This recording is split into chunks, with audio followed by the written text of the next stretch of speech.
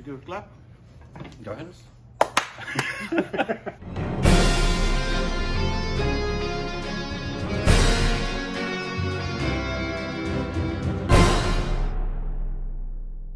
Thank you so much for sitting down with us, sir. It's been about a 3-year journey for us in terms of actually Indian cinema in general and Indian culture that we started on our channel, and you've been at the forefront of that, obviously. Yes. So it's an absolute. You get bombarded by the yes. It's been an absolute honor to be able to sit down with you. Not only because you're also probably the first Indian artist that most people in America were exposed to in Slumdog Millionaire, and that. But now that we've been able to explore you even more, it's really exciting to be able to sit down and talk with you. Well, first thing I want to talk about is actually a video we saw not too long ago. I think it was called Cultural Renaissance, and your passion to bring to light Indian artists and get the world to realize the amount of talent coming out of India, and that's one of our passions as well. So if you can talk a little bit more about that. Yeah, I think being born in South India, then making it North India, that itself is a big divide. Even though India we feel one, but languages, cultures, a lot of divide in a way. So some good things get left out in mainstream. Yeah, it's like in the Hindi industries, people call it Bollywood, which I don't like. Yeah, Bollywood. It's a derivative, and so that gets a lot of publicity. But then there are regional films industries like Malayalam and Telugu and Tamil, Kannada and Bengali and Punjabi, and list goes on. And these regional has a lot of gems in it, about classical music, about Indian culture and all that stuff. So even the folk artists, if you go into the deeper folk, they have great humanity in the songs. They have a sense of, because I think it was early 90s, I bought this 150 CDs of all the world cultures, African, even though I couldn't listen to everything, but I kind of got fascinated by the enormity of how many cultural, traditions are there in music, and in the way they sing, the nuances, how they enunciate a word, and all that stuff. So I think when Maja guys came to me, I said, I want you to spearhead this one. I said I was gladly accepted. That's what I've been, and we've been talking for like 5-6 years. I've been telling them, like, you should expand the listener base of folk music and probably give them in the way where they can appreciate it. Because raw stuff can never be appreciated, right? Yes. It needs to be presented. And you guys are doing a great job. So. Oh, thank you so much. Thank you. It is our passion. I mean, before the channel started, we've always been celebrators of artistry, and it's really opened our minds and what we want to see other people in the West in particular open their minds to, the broader artistry that's outside of what in America they're most accustomed to. Like when Slumdog came out, I think everybody was listening. It was on the hit charts, was Jai Ho. I mean, everybody listened to that and knew of that. But what they don't know is what you just mentioned, all of the regional aspects and the artistry from those places. Is that, you grew up obviously in music, your father was a composer, you grew up in the studio, but very early on you also started to study Western music. So was world music something you were passionate about from a very early age, or was there a point where it started to expand for you in your both appreciation and composition? I think, when you have something mainstream, it's a bread and butter. I go play in the studios where, South Indian folk music and classical and cinema music. Right. Then you just want to be away from it and you're listening. So I always went out and I was listening to John Williams and Angelus, and then Latin bands, and then Chinese records, and then Bach, the switched on Bach, Wendy Carlos record, which is my favorite. So these things actually taught me that there's a world outside my little South Indian film music world. But Chennai was almost like the capital of that, because all 4 industries were together. And my dad was there. Like, there'll be a Malayalam recording here, there'll be a Telugu recording here, there'll be Kannada. So I grew up with that. And then later, strangely, we were backing El Shankar, who was a Shakti, John McLaughlin. He came in with his wife, Caroline, that time. And she said, can you guys back us up? So we had a little studio band. So, traveling with him, because we adored Shakti, we adored Shankar. He did a record, and then that record actually 3 days I was there in the production, how they were like doing things which are completely not the way we do, and they did one song for 3 days and then in pockets. I said, because I come from industry where there's 7 to 1 and 2 to 9. 7 to 1, the song has to be done and mastered, done, completed. mixed and mastered. Right. So all, it's like that with all artistry, right? It seems like the film industry does that too. It's like just pump that stuff out. Yeah. And I said like, so when I came in, I said, I will purposely do a song for 6 months and let's see who's capable. So not that, I realized that when you do something instinctively, you can go back and say, oh, I can do that better. I can have a better backing, I can have a better arrangement, I can change the harmony there, I can bring in a chorus there. So all these ideas come later. When you instinctively do, you want to finish it. Right. You don't want to complete it. You want Right. And the completion comes from a lot of listening, a lot of tweaking, and then finally it arrives. And then it goes to people and people hate it. Why is this like this? Why is this way? And because it takes such a process, they realize, oh my God, no, it's something nice about it. I want to go back to it and listen to it. Then 3 weeks and 4 weeks, oh, I love it. Yeah. So this has been my life story for the past 30 years. On that note, a lot of artists have a certain style. We've always been so impressed, obviously, by you, but the fact that you don't have a particular style, you like to change it up a lot. And basically come from, that's the amazing thing working in India. Nobody's judging you. Like, oh, this guy is doing rock and roll. That's not his forte. Right. He's doing South Indian classical. That's not his forte. He's doing, classical arrangement. Right. And that's not his. So nobody's judging you. As long as it sounds good to the ears, they're very open. Yeah. Unlike when you come to the West, like you put a funk and you put a world music. Is that right? Right. Like, yeah. They go into that. Right. They go into research, and I feel like threatened by all that stuff. Right. I said, does that sound good? And then does it feel in one world? Today, can you just pinpoint in an airport that this person is this nationality? These are from the mother and father of this. The world is changing. Yeah. Yes, thankfully. A new world is being born. Yes. I'm adapting to that. I've been adapting to it for 30 years. Yeah. There was actually a song that we just reacted to a couple weeks ago. Yeah. It was this amazing jazz composition that you did. Aria? Is that what it's? It was this amazing, obviously, video, but the song was this jazz composition with, and it was absolutely blues kind of thing. One of my favorites. You kind of brought this whole jazz fusion to I believe it was a Tamil film.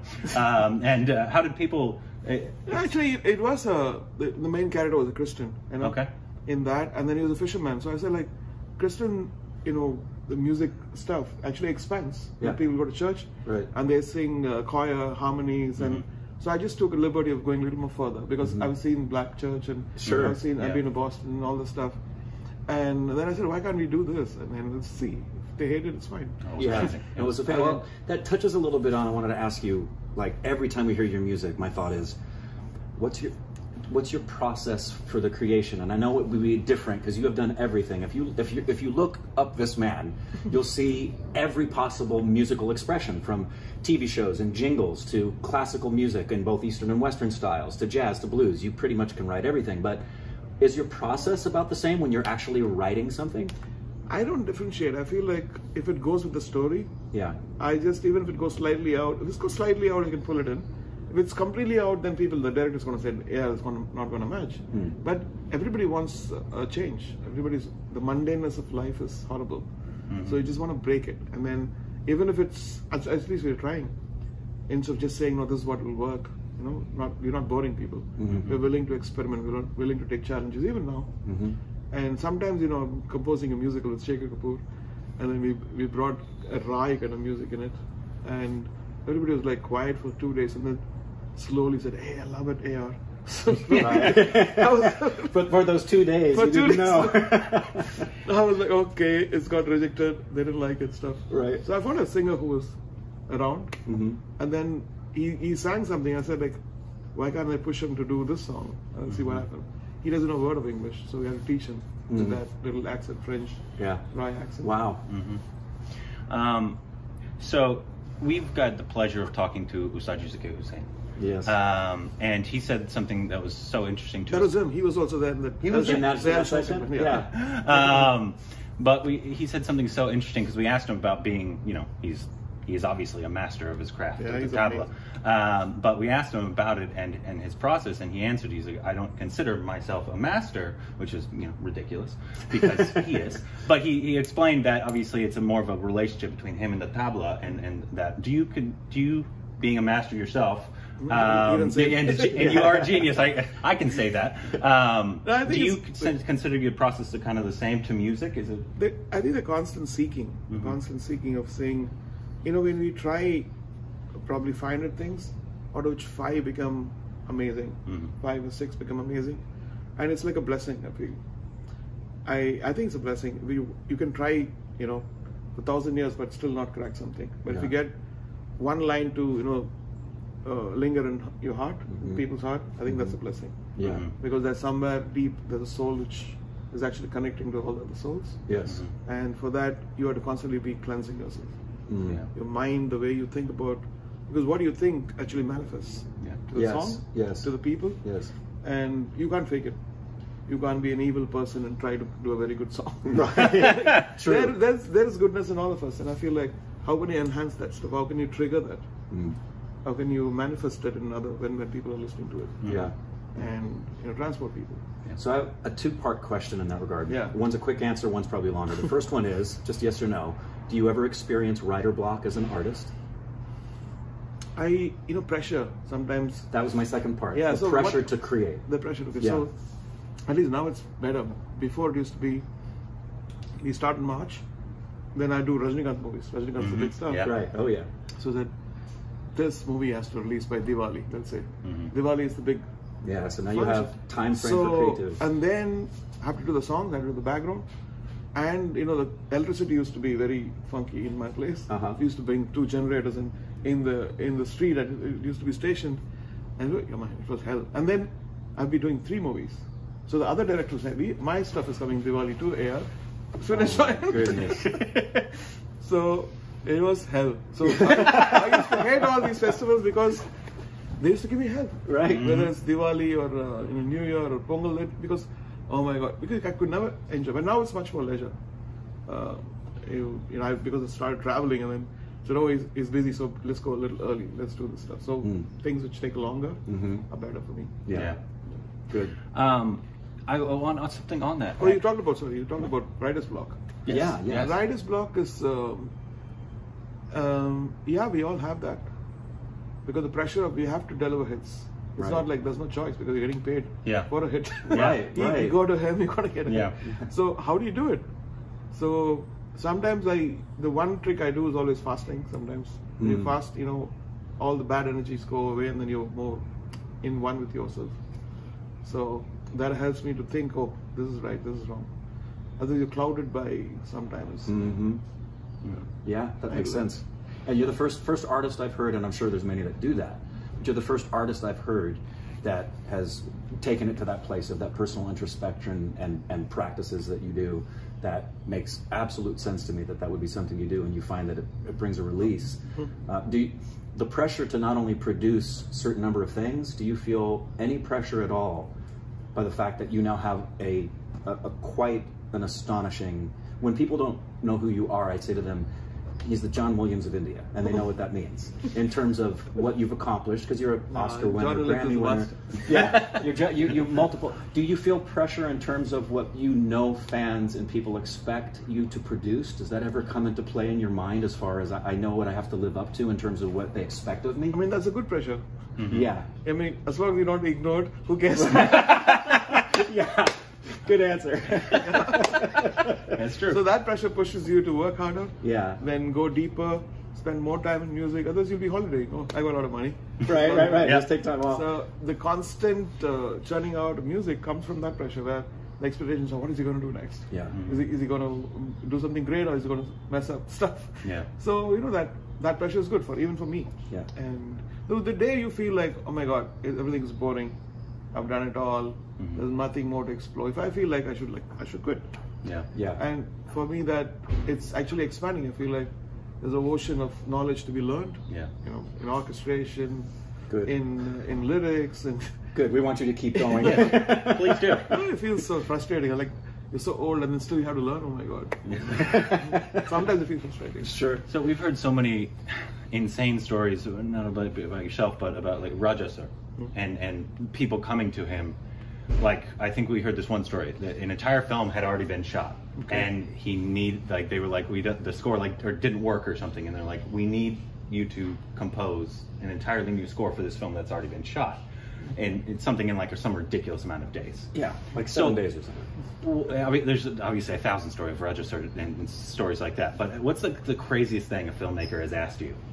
Something like that. And they can remain nameless unless you want to name them. Well, even Slumdog was, it was given to me. Like, it was even the Jai Ho song, which was shot for another song. Oh, really? So I made the song, saw the visuals, I made that song, and then I made the whole soundtrack. I'm assuming obviously at the same metronome. Yeah, absolutely. You can beat match, and then you can stretch things, and then he started. I told him one thing. I want to do all the music. I don't, because that's how I've been doing. I do all the songs and score. So for 150 films. So he said, if you have the time, do it.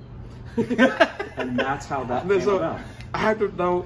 He's giving me a timer. If I don't do it, he'll do something else. Okay. So I had to replace everything. Like one by one, you took out the temp, and he put this one in. Wow. So, but of course, MIS song was lovely, and I worked with her on this, so that's fine. But most of the stuff was like, boom, okay, that's another one gone.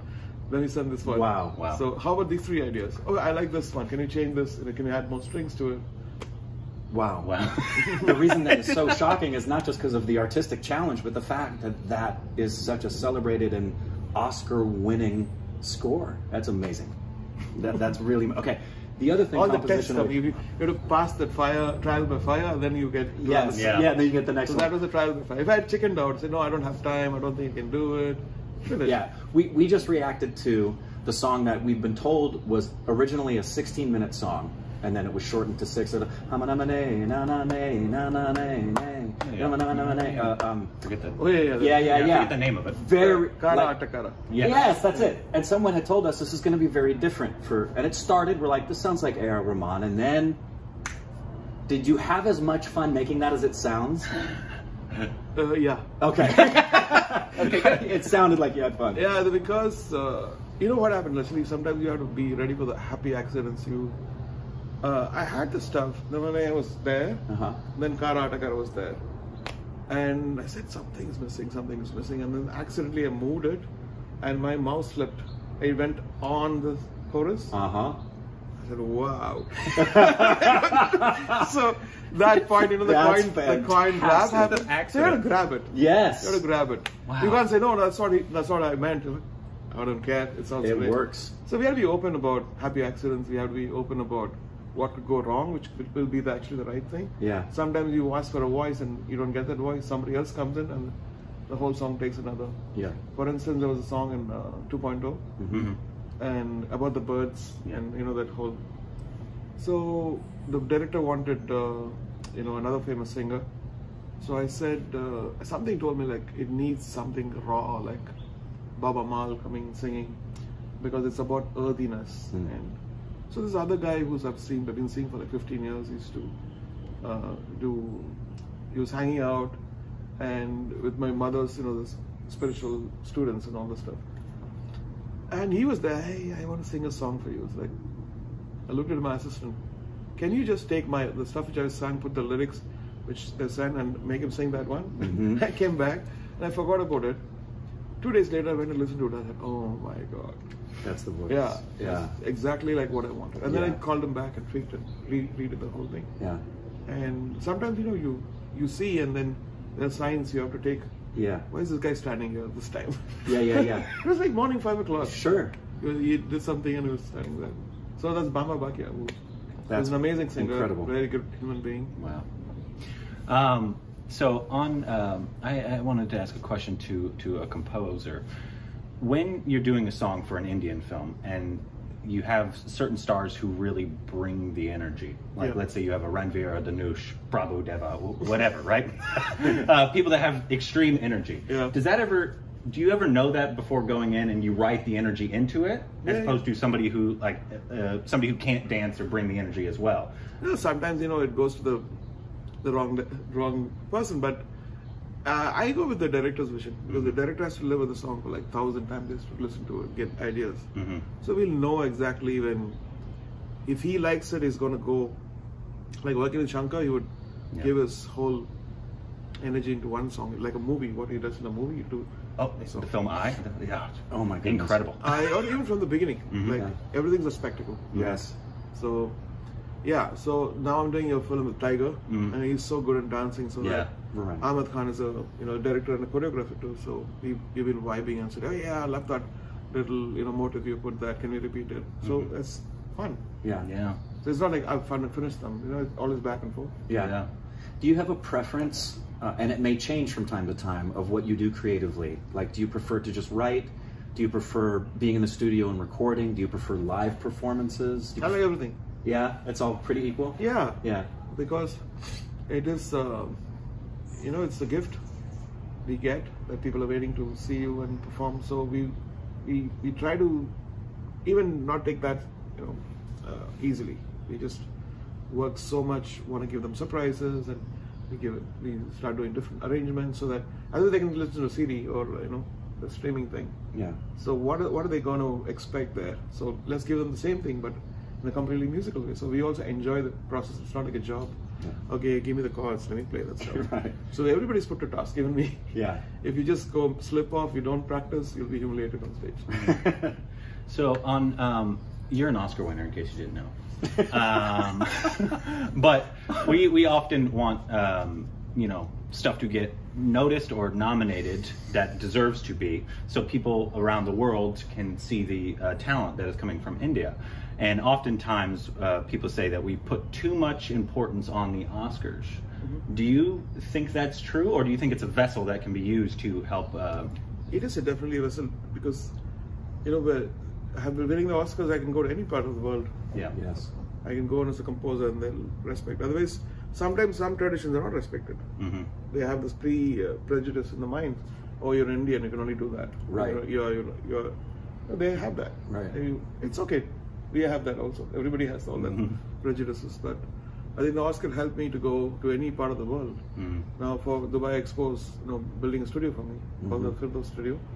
According to my specs, there's a whole scoring stage with the whole thing. I've been mentoring an orchestra called the Firdaus Orchestra, women from that part of 23 different nationalities. So all these stuff they also need something, because a big army of people are working towards, and everybody needs to know, why is this guy getting a studio? Why is this guy being, like one movie I did, the director was not an Indian movie. I did this, so the director was like always cold a little bit, and I was like, why is he cold? And then after the movie, after I scored it, when we were sitting, there was one gentleman who came and said, hey, a very good score. And then he was very cold and looked at me. Yeah, you know who this guy is? He's the guy who said, don't use you. Get a Western composer. No way. That was the criteria. Yeah, so he came and tell that so that's why I was so confused. I think he was confused. I would be too. Like, did I make a mistake? Oh my goodness. Wow. So you're against so many things. Like, it's not an easy world. Yeah. What is anything you're doing right now that we and the great big stupid family you would want us to know about? Whether it's something you're involved in philanthropically or creatively, what is it you would like us to know and support? Because we want to support what you're doing. Actually, there's so many things. Right. Yeah.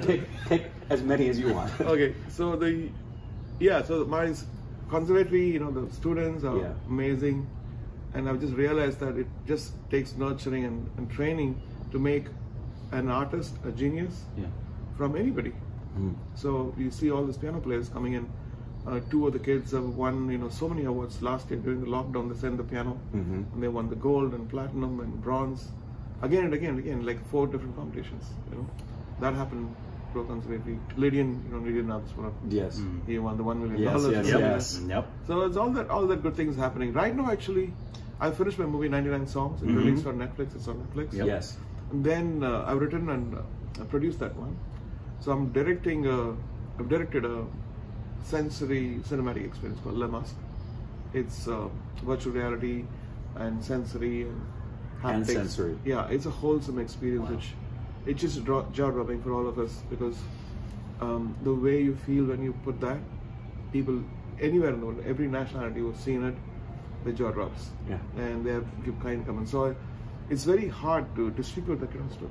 So I hope that I can install that and get a right outlet so people can enjoy that. So I played to my friends, I'm going to play to you. Yeah, absolutely. Wonderful, wonderful. Thank you. And to finish it off here, so thank you so much for talking. I just want to ask you a few random questions here. Coffee or chai? Coffee. Coffee. Your favorite classical composer? Bach.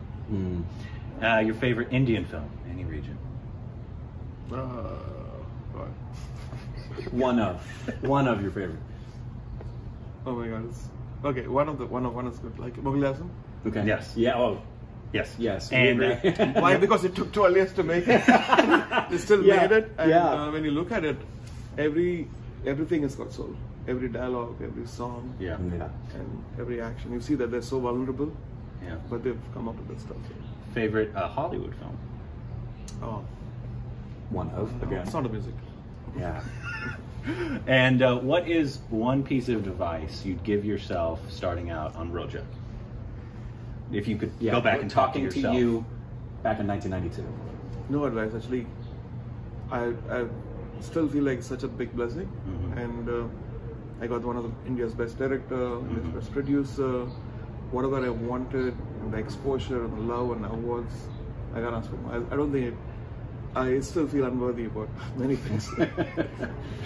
Well, thank you so much for talking to us. It's been an absolutely huge honor for us. Yes. We I think explored maybe 3% of your work, and it feels like there's still a world of more that we haven't explored yet. So thank you so much for talking to us and for just sharing your talent with the world.